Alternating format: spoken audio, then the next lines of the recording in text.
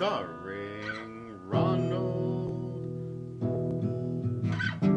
documenting the collapse of life as we know it, as perpetrated by the global military-industrial complex.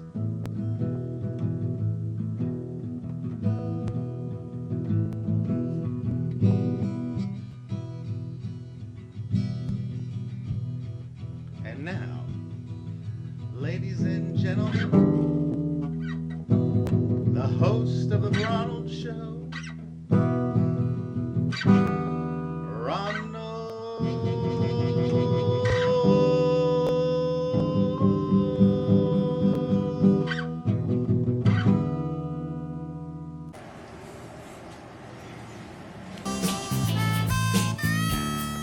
Now you can have porch swings and cool breezes wherever you go.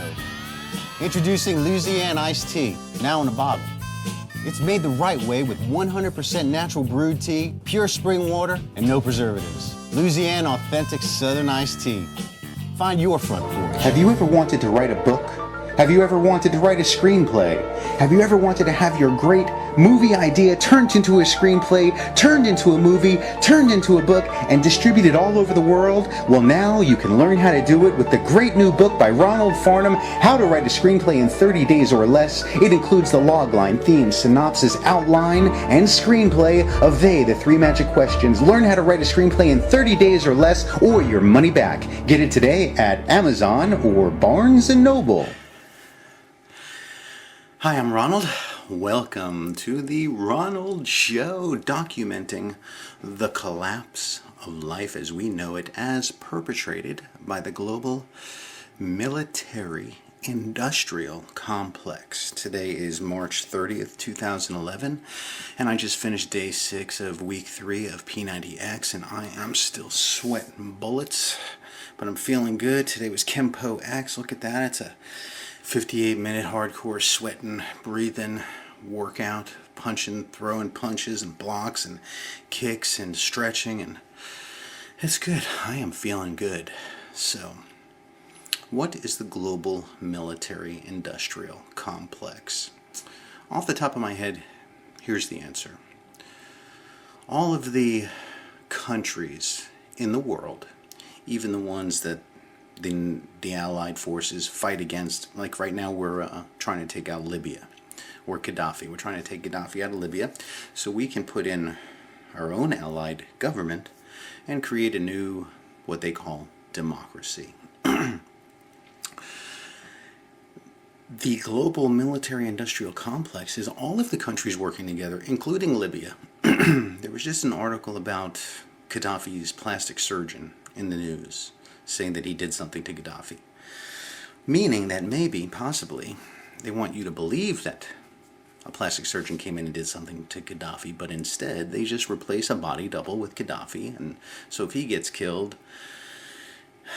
the real Gaddafi is safe somewhere because he's part of the global military-industrial complex. It's one planet, Earth, among billions or trillions of planets with life on them in various forms, intelligent life, throughout the universe. So on Earth, we have what's called the global military-industrial complex, this planet of corporations that pose themselves as governments and countries, all with military and police forces and war power, and they get together and they control assets, raw materials, weapons, money, and people by staging various military operations. So it's the global military-industrial complex, and their corporations profit from these military conflicts. So that is what the global military-industrial complex is. They use the media to get the people to believe, hey, we have to go and take out Gaddafi from Libya. Hey, we have to go get Saddam Hussein out of Iran. Hey, we have to out of Iraq. Saddam was in Iraq. We have to go take him out of Iraq. We have to go into North Korea and take out Kim Jong-il. Or, is it Kim Il-sung or Kim Jong-il? I don't know who's in there right now. I think it's Kim Jong-il. They call him crazy. And I read some intelligence reporting, and There are some crazy things going on there from the intelligence reporting. The thing is, everybody knows what everybody's doing. It's a for-profit business. War is for-profit. Rioting in the streets is a for-profit business. So the global military-industrial complex is for-profit. And they do it by manipulating people all over the world through the media, radio, television, newspapers, the internet, and they control your thinking, the planetary subconscious mind, by making you believe that your tax money should be spent on black operations, which is what the majority of it goes to. And those black operations go in and special operations go in and they try and take out Gaddafi, or they stage different things, and it makes, and then the media shows up and it looks like there's something going on and they report it the way they want to, and the global military industrial complex owns the media. Remember the movie The Other Guys with Will Ferrell, Mark Wahlberg. Derek Jeter's in there. He shows up in disguise at the end of the movie and he hands them a package of evidence and goes, the whole system is clogged up with dirty money. And the newspapers don't report it, or the news doesn't report it, because you know why? The same corporations that own the news own the governments. And that is the global military industrial complex. Just ask Derek Jeter. He knows. They all know. We know. You know. And you believe you're supposed to pay taxes. Tear up your social security card, everybody disenroll from your government corporation, and they won't exist anymore. And we'll be free sovereign human beings. You won't have to have a passport to go to another country. Were you born with a passport stuck up your ass? No, you weren't. You should be able to go anywhere you want on this free planet. You were born a free sovereign human being, regardless of what you're told to believe. All right, that's my time for this segment. I feel good. It's March 30th, 2011. I'm Ronald. Thanks for watching The Ronald Show, documenting the collapse of life as we know it, as perpetrated by the global military-industrial complex. Peace. Have you tried to quit? Now available at Amazon and Barnes & Noble is Harry Johnson, Diary of a Gigolo Porn Star. The crazy adventure of a 1951-born male in Beaufort, Georgia with a 2-foot penis that grows to 3 feet. He goes on to become an international porn star after becoming a war hero in Vietnam. Get it today at Amazon or Barnes & Noble. So what's your name? My name is Ronald Farnham. And what part do you play? I play Randall Patrick McMurphy, also known as R.P. McMurphy. Now, some say that this character is a real asshole. Would you say that you're perfect for the part?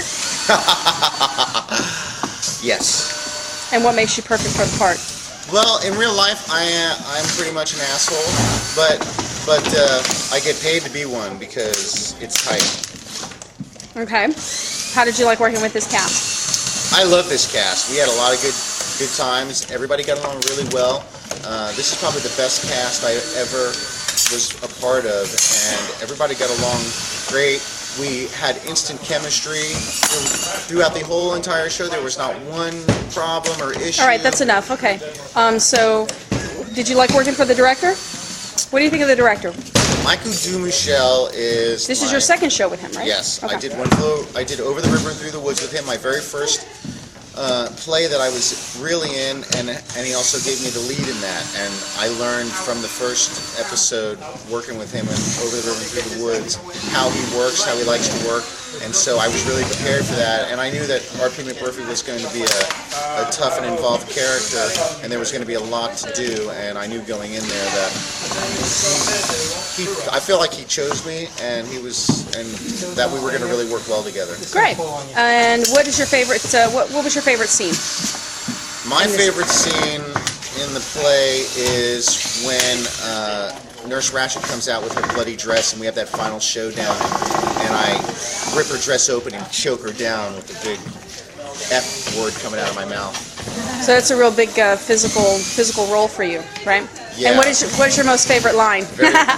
My most favorite line is your favorite line for you, and then your favorite line overall in the play. My favorite line for me was "Good morning, Miss Rat Shit." Yeah.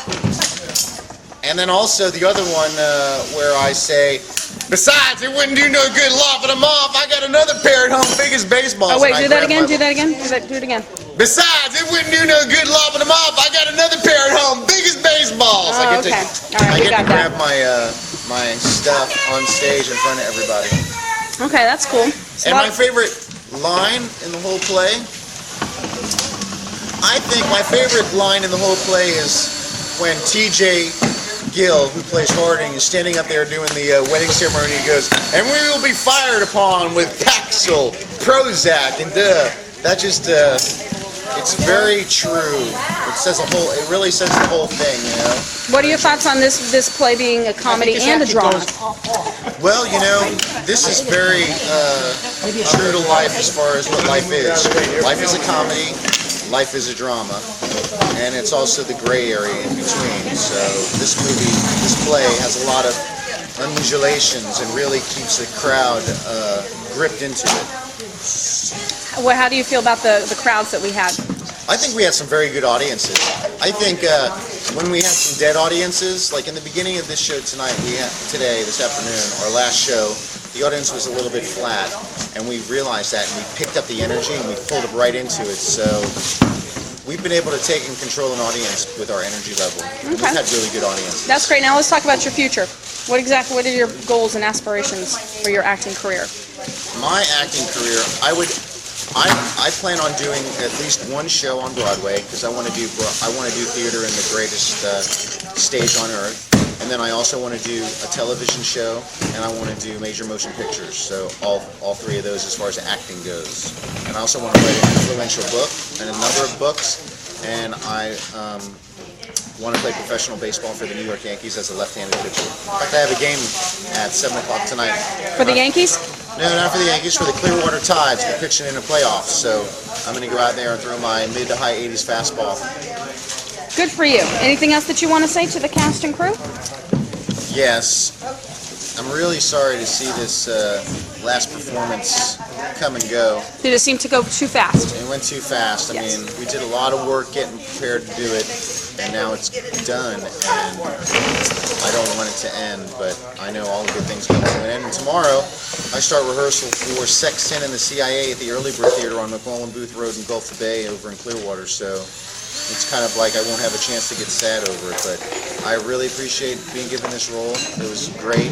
I brought out a lot of things in me that I needed to bring out as an actor. Laughing. I'm sure Michael Dumichel would know that from Over the River and Through the Woods. So thank you, and I'm happy to have been part of such a great cast, crew, and production.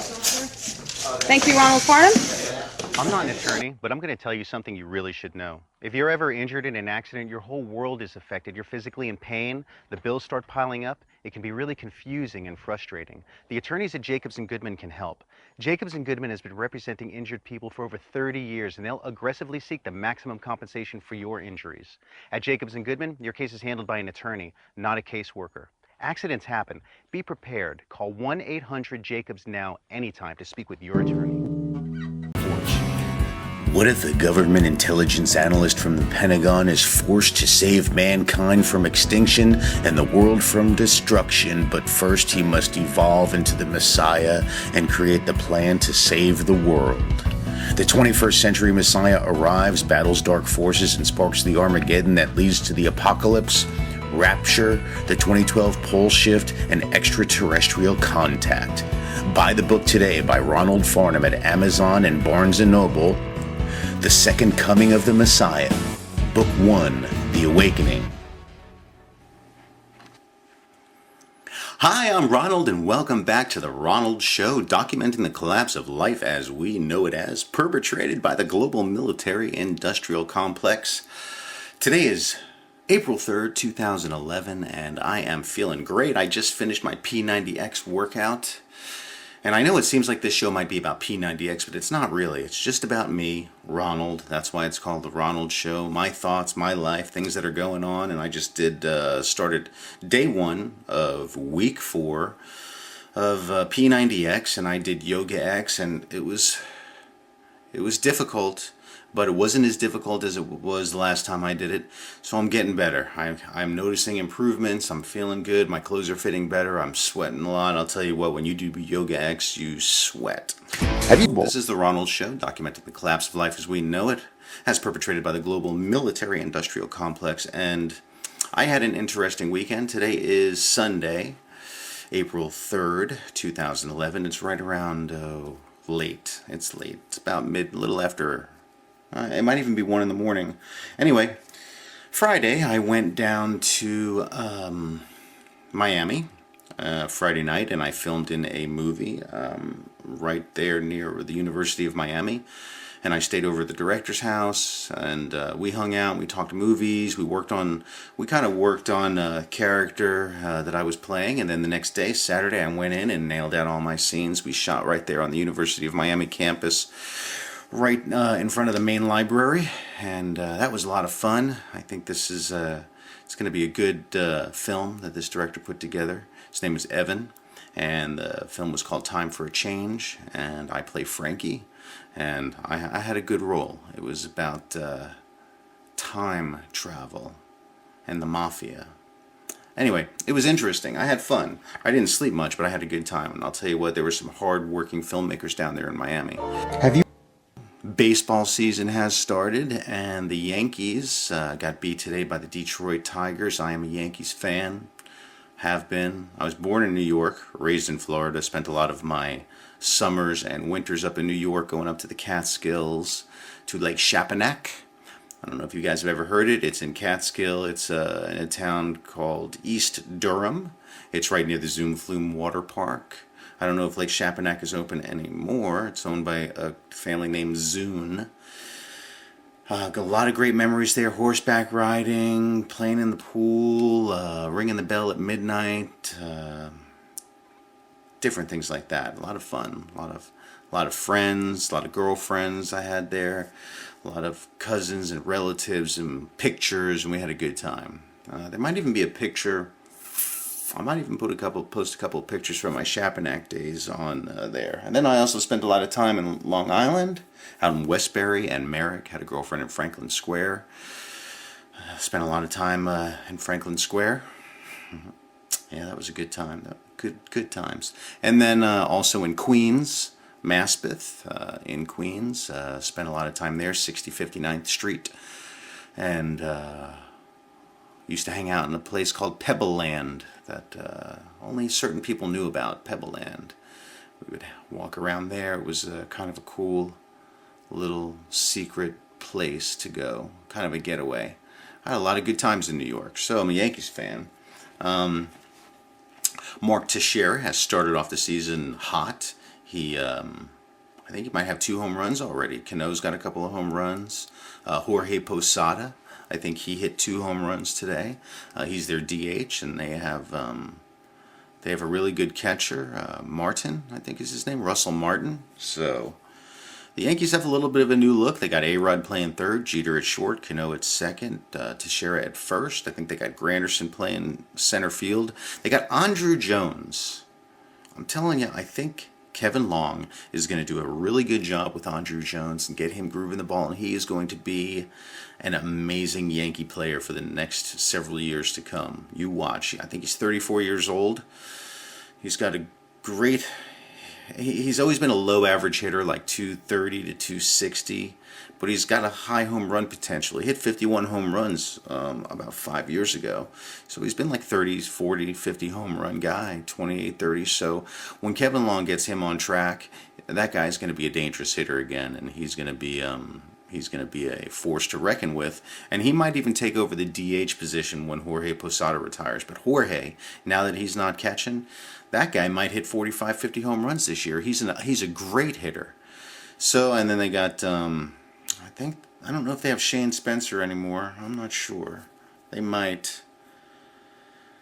Anyway, I'll have to take a look at the lineup again, but they got a good lineup. And Sabathia, they got CC Sabathia, they got AJ Burnett, they've got Phil Hughes, they got Bartolo Colon in the bullpen, they got Felix, I don't know who they're, I know they still got Mariano Rivera, and they got a couple of new people in the bullpen. I wasn't really in agreement with them getting rid of Kerry Wood. I thought he was good in the playoffs last year, but I guess it didn't work out. Maybe they'll sign him again later on in the offseason, let him chill for a few months, and then once August and September come, they can sign him, and then he can be a solid guy in October for them, because I know they're going to go to the playoffs. They're starting off pretty hot, and if Teixeira gets hot early, and it seems like the whole team is going to be firing on all cylinders, and I have a feeling they're going to probably go. I wouldn't be surprised if they won 15, 20 games this month, and they had the best record in baseball going into May, and they were the team to beat. I mean, they always are, you know, and I think Derek Jeter's really stepping up as a team captain and a leader, and those guys know how to win. They know how to win. Jeter knows how to win. Posada knows how to win. Joe Girardi, their manager, knows how to win. All right, so no doom and gloom today. Talking a little bit about sports, talking a little bit about the entertainment business, some films. I got a few things going on in the film industry. Oh, this Wednesday coming up, April 6th, I'm going over to Tampa to Ron Rose Studios, and I'm going to do some voiceover work for Louisiana, authentic Southern iced tea.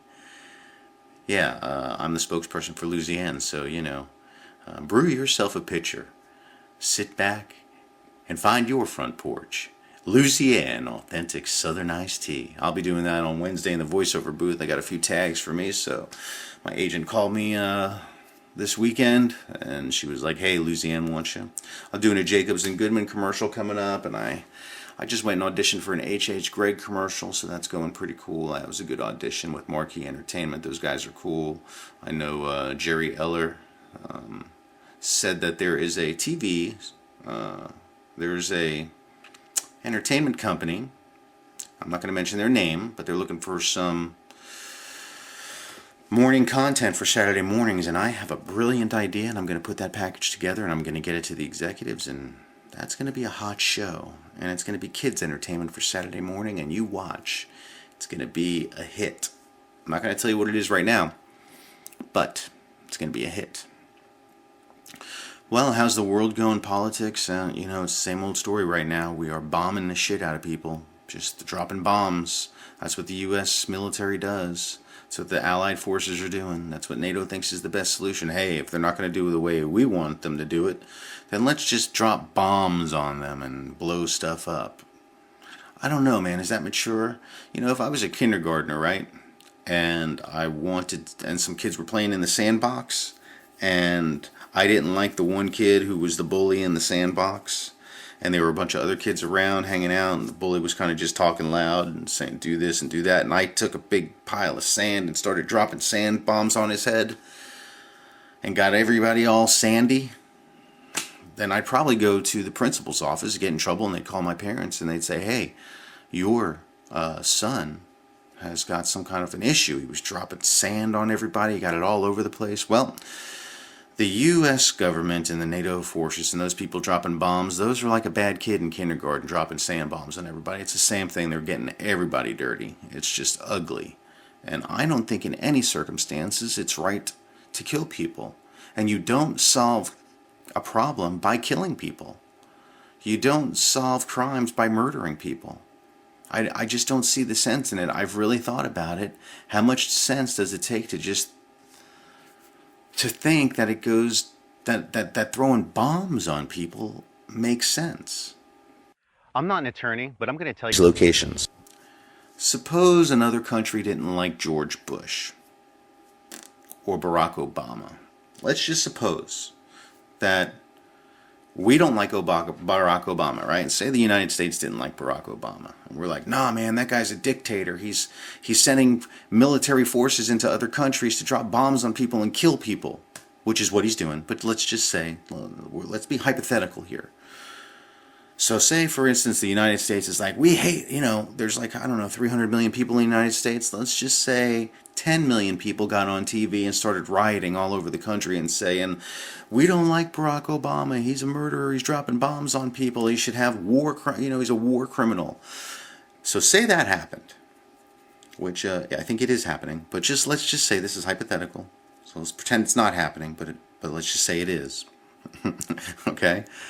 So all of a sudden, let's just say, I don't know, the Australians get mad at Barack Obama and say, hey man, those Americans don't over there, they don't like Barack Obama. You know what? Let's drive a boat over to the coast of the United States and fire missiles into Washington D.C. and blow up the White House and try and blow up Barack Obama. All right, so New Zealand comes over here. They get their boat over and they start sailing missiles into Washington D.C. and hit the White House and the Capitol building, and they're trying to blow up Barack Obama. In the meantime, they're killing thousands and maybe hundreds of thousands and tens of thousands of people, destroying, sacred architecture to our U.S. history, right? Well, that's the same thing that we're doing in Libya. That's the same thing that we did in Iraq. It's just like if New Zealand drove a boat over, sailed a boat over, or powered a boat over, or however a boat's going to get over here. I guess you can drive a boat. It's got a steering wheel. If New Zealand took a boat over, threw missiles onto us, blew up stuff trying to kill one guy. One guy. Yet thousands of people are going to get killed. And destroy buildings and streets and infrastructure and power and food supplies and water supplies and everything. Is that right? Does that make sense? Think about it. Does that make sense? I don't think it makes sense. So I have a solution. What if... Here's the solution. The United States is a corporation. Period. It's nothing more than a corporation. I don't know what you think a government is, but there's really no such thing as a government. There's a governing body within corporations in a structured hierarchy. And Obama right now is the CEO of the United States corporation, the spokesperson basically. And there are different departments. There's the Department of Defense, the Department of Energy. And right now the Department of Defense is doing martial law training so that they can act martial law in the United States when they want to take over completely, which may happen. I don't know. People are saying, reliable sources, that Obama is going to make a statement in April, which we're in, or May of 2011. And it might have something to do with the nuclear reactor that's been destroyed in Japan. They're telling us right now that the radiation that's been found in 15 states of the United States is not a big deal. It's not poisonous, it's not deadly. I believe that they are lying. I think that what you're going to find is that we're being lied to, so there won't be a panic. And then if you don't have enough food and water right now, you're hosed.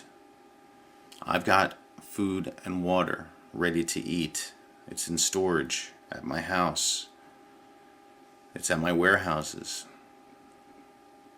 Something major is about to happen. The president's going to make an announcement.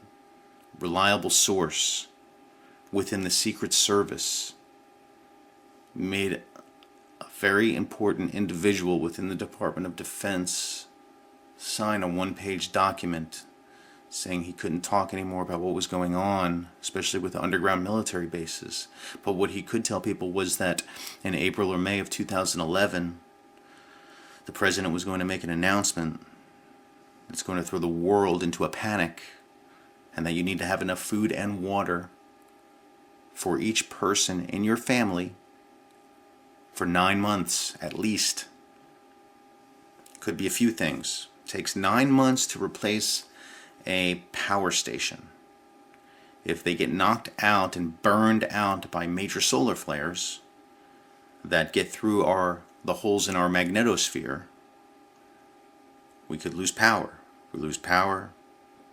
We lose a lot of different things. Food spoils. Water can't be pumped through your house. Or it could be that radiation is worse than thought. The seas are dying. Radiation is continuing to pour into the ocean right now from Japan, and they're saying it's going to cause decades of damage to the ecosystem of the ocean. So we won't be able to eat the fish. It's going to affect the water. It's in the air. It's going to affect milk, food. So there's the possibility it could be a couple different things. And planet Nibiru, which the government denies, but it exists, is coming through our solar system and will be visible in the southern sky on May 14th, 2011. So that is 41 days from today. Maybe that's what President Obama is going to say. That might be the announcement. Now, if planet Nibiru comes through our solar system the way they're predicting, that will cause major disruptions with our electromagnetic energy of the Earth, volcanic activity, earthquake activity. There may be major tsunamis throughout the planet. Could cause our Earth to shift on its axis, which it has done recently with the Japan earthquake. The Earth shifted on its axis a certain percentage of a number of a degree. The Earth became smaller. The rotation sped up. It's in the news. You can Google it. I'm not just making this stuff up. This is all things I've researched. I'm not just like pulling this stuff out of thin air. I'm going from reliable sources through research, giving you what I think is the most important information for you to survive during the next few years. And that is my goal with the Ronald Show. Well, that's why it's called the Ronald Show, documenting the collapse of life as we know it as perpetrated by the global military-industrial complex. Because the global military-industrial complex is allowing life to collapse as we know it. And life is collapsing as we know it because of one thing, and that's the existence of the monetary system. With the existence of the monetary system in place, life is for profit. That is the biggest mistake. Believing that life is supposed to be for profit, instead of the betterment of mankind, the development of better technology. We don't need to have a price tag on anything. We have all of the technology. We have all of the resources. Money is this middleman in the middle that we don't need, that we just made up, that we print up, that doesn't mean anything. You know? Without the monetary system, we would make things the best that we could make them, not to break down. We could automate everything. People wouldn't have to work long hours and stressful days. You'd still live in your house. You'd still have cars. You'd still have televisions. You just wouldn't have to go, pay for them. Why? Why pay for them? People can't pay for shit right now anyway. And really, they're feeding you a bunch of shit. And they're feeding you this shit because they make a profit off of it, and most of it's food. And really, food is shit. I think it comes out of you more consumable than it is going into you. You're better off eating your own shit when it comes down to it, honestly. I mean, high fructose corn syrup, sugar, aspartame, sucrose. Although I don't know if sucrose is bad or not. I'm just picking words out. But white flour, unbleached wheat flour, hydrogenated oil. It's in everything. If you're not eating raw fruits and vegetables and nuts, and you're feeding off of dead animal flesh like beef and chicken, all these meats with hormones in them, you are poisoning yourself. The government is allowing human beings to be poisoned to death.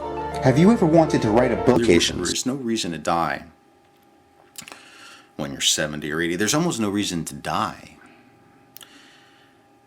You die when your body finally gives up because it has no more self-defense mechanisms. But really, if you really hardly even need to eat once you're done growing. Honestly, it's all mental. Remember, life is a placebo effect. It's a translation of light impulses into your eyes and what your subconscious mind believes is real. But this is not a three-dimensional world that we're living in. You perceive it as one, but it's a two-dimensional world with light coming in. binocular vision. If it was three-dimensional, you probably have third eye. You do. But that is for sensing other dimensions. We live at a specific wavelength of sonic and thermal emission that we have a very small spectrum that we're picking up on. There's so much more that we don't know and can't see and can't hear than you can even fathom. There is no separation between you and the wall and you and somebody else. Everything is really one coagulated unit, but yet inexplicably we have separate perspectives that we're viewing things from. At least we think. What things? All I know is that profit is what is killing people. The existence of the monetary system. And the way to get rid of the monetary system is very simple. The United States is a corporation. Period. You are a member of that corporation through your social security number.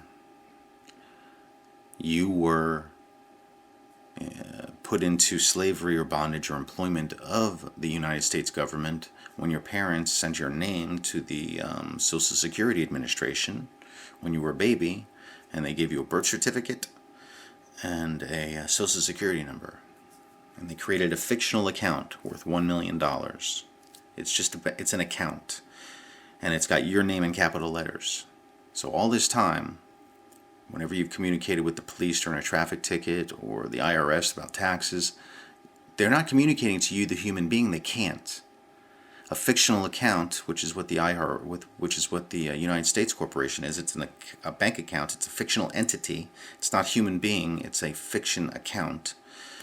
And they communicate with your fiction account. So United States Corporation, fiction account. And then you're like down here somewhere. You're a human being. You don't even play into the equation other than serving jail time and handing over the cash, for whatever they want to charge you.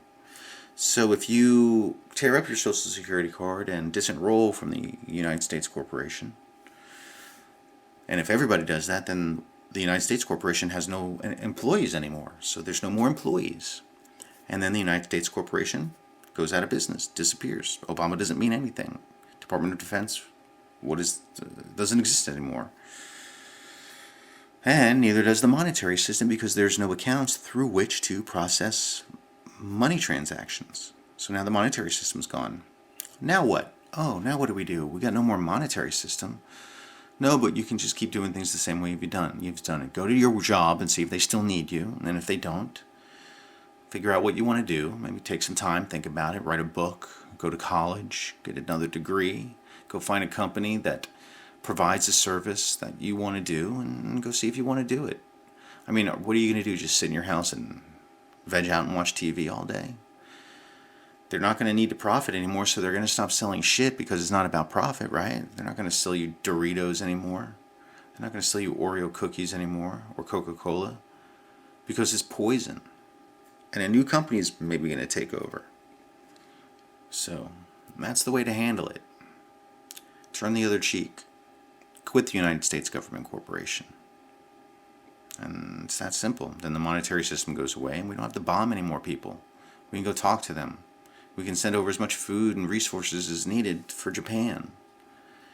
You shouldn't have to be sending money to the Red Cross. It's a scam.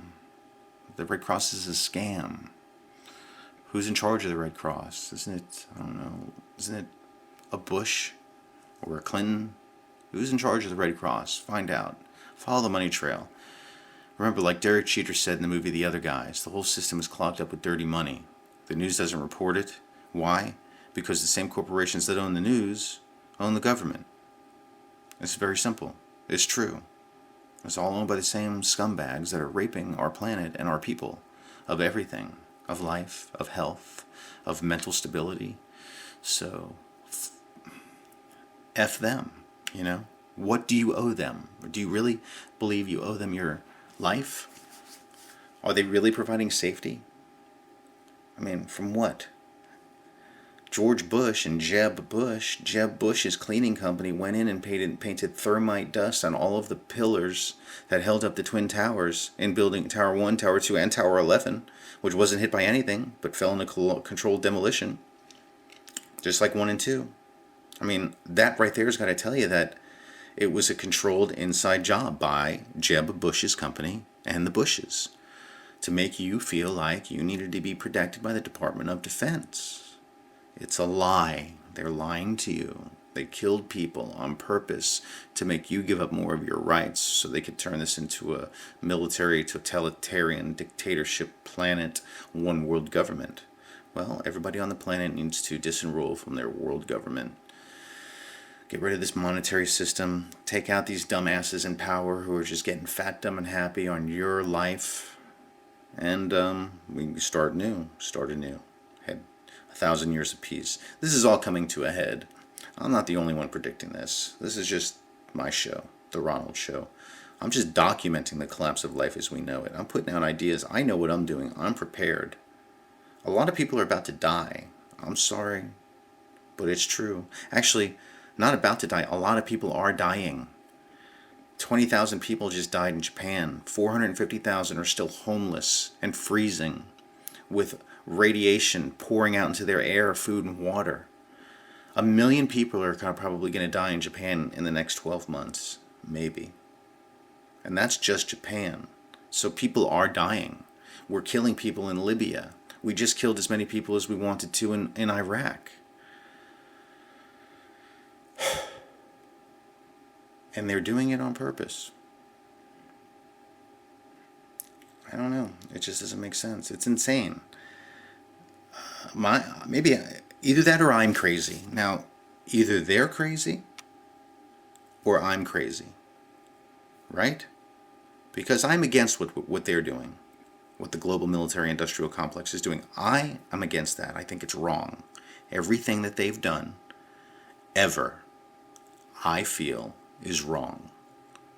This way is wrong. The way I'm thinking, I think is right. So either they're crazy or I'm crazy. I don't know. All I know is I'm not killing people. And I'm giving you as much good information as I can give you. I'm providing the truth. What are they providing you? They won't give you a straight answer. And then they hide behind the words national security. Secrets. They keep it secret. I'm not keeping any secrets. I'm telling you the truth as I know it, as I feel it, as I believe it, as I'm being told about it. Ask them to tell you the truth. Okay? I'm not a slave anymore. You don't need to be a slave either. And it's under your control. All you have to do is turn the other cheek. That means look away from the police when they pull you over. They're acting in a corporate capacity. Don't acknowledge the military when they tell you martial law is in effect and you have to be in a curfew. Don't pay your taxes. You're giving it, you the human being, if you get a bill in the mail, write, that is not me, across the bill and mail it back to them. It's a scam. Don't give them authority over you anymore. It's that simple. I'm not. And I feel good about it. And I'll never go into a courtroom unless I'm physically dragged there in handcuffs. Alright? And you shouldn't either. Don't talk to a lawyer because they're all liars, because they know the truth. If you pick a lawyer to defend you in court, what you're actually saying is that you are an imbecile and you cannot defend yourself or speak for yourself. That's why the court does not allow you to speak in court, because you're seen by the court as an imbecile. And you have this attorney who is acting in your behalf, but on the behalf of the fiction. Not even you, the human being. It was a total scam. Alright, I gotta go. I got stuff to do. I'm Ronald. Thank you so much for watching The Ronald Show, documenting the collapse of life as we know it as perpetrated by the global military-industrial complex. And